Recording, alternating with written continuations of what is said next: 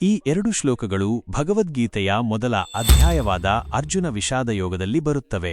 ಇದರ ವಿವರಣೆಯು ಈ ಕೆಳಗಿನಂತಿದೆ. ಶ್ಲೋಕ 21. ಅರ್ಜುನ ಉವಾಚ ಸೇನಯೋರುಭಯೋರ್ಮಧ್ಯೆ ರಥಂ ಸ್ಥಾಪಯ ಮೇಲ್ಚ್ಯುತ. ಅರ್ಜುನ ಉವಾಚ ಅರ್ಜುನನು ಹೇಳಿದನು, ಸೇನಯೋಹ ಉಭಯೋಹ ಮಧ್ಯೆ, 2 ಸೇನೆಗಳ ಮಧ್ಯದಲ್ಲಿ. ಇಲ್ಲಿ ಕೌರವರ ಮತ್ತು ಪಾಂಡವರ ಸೇನೆಗಳನ್ನು ಉಲ್ಲೇಖಿಸಲಾಗಿದೆ. ರಥಂ ಸ್ಥಾಪಯ ಮೇ ಅಚ್ಯುತ, ನನ್ನ ರಥವನ್ನು ನಿಲ್ಲಿಸು ಓ ಅಚ್ಯುತನೇ. ಎಂದಿಗೂ ವಿಚಲಿತನಾಗದವನು ಶ್ರೀಕೃಷ್ಣನಿಗೆ ಸಂಬೋಧನೆ. ಭಾವಾರ್ಥ: ಅರ್ಜುನನು ಶ್ರೀಕೃಷ್ಣನನ್ನು ಕುರಿತು ಹೇಳುತ್ತಾನೆ, ಓ ಅಚ್ಯುತನೇ, ದಯವಿಟ್ಟು ನನ್ನ ರಥವನ್ನು ಈ 2 ಸೇನೆಗಳ ನಡುವೆ ನಿಲ್ಲಿಸು. ಶ್ಲೋಕ 22. ಯಾವದೇತಾನ್ ನಿರೀಕ್ಷೇಲ್ಹಂ ಯೋದ್ಧುಕಾಮಾನವಸ್ಥಿತಾನ್ ಕೈರ್ಮಯಾ ಸಹ ಯೋದ್ಧವ್ಯಮಸ್ಮಿನ್ ರಣಸಮುದ್ಯಮೆ. ಯಾವಾನ್ ಏತಾನ್ ನಿರೀಕ್ಷೆ ಅಹಂ, ಯಾರು ಇವರು ಎಂದು ನಾನು ನೋಡುತ್ತೇನೆ. ಇಲ್ಲಿ ಅರ್ಜುನನು ಯುದ್ಧ ಮಾಡಲು ಸಿದ್ಧರಾಗಿ ನಿಂತಿರುವ ಯೋಧರನ್ನು ನೋಡಲು ಬಯಸುತ್ತಾನೆ.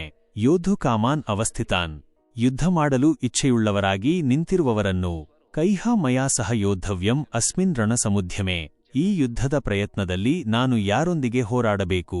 ಭಾವಾರ್ಥ: ಹೋರಾಡಲು ಬಯಸಿ ನಿಂತಿರುವ ಈ ಯೋಧರನ್ನು ನಾನು ನೋಡಬೇಕಾಗಿದೆ. ಈ ಯುದ್ಧದಲ್ಲಿ ನಾನು ಯಾರೊಂದಿಗೆ ಹೋರಾಡಬೇಕೆಂದು ತಿಳಿಯಬೇಕಾಗಿದೆ. ಒಟ್ಟಾರೆ ವಿವರಣೆ: ಈ 2 ಶ್ಲೋಕಗಳಲ್ಲಿ ಅರ್ಜುನನು ಯುದ್ಧಭೂಮಿಯಲ್ಲಿ ಎದುರಿಗಿರುವ ಸೈನ್ಯಗಳನ್ನು ನೋಡಲು ಮತ್ತು ತಾನು ಯಾರೊಂದಿಗೆ ಹೋರಾಡಬೇಕೆಂದು ತಿಳಿದುಕೊಳ್ಳಲು ಬಯಸುತ್ತಾನೆ. ಆದುದರಿಂದ ಅವನು ಶ್ರೀಕೃಷ್ಣನಿಗೆ ತನ್ನ ರಥವನ್ನು 2 ಸೇನೆಗಳ ಮಧ್ಯದಲ್ಲಿ ನಿಲ್ಲಿಸುವಂತೆ ಕೇಳಿಕೊಳ್ಳುತ್ತಾನೆ.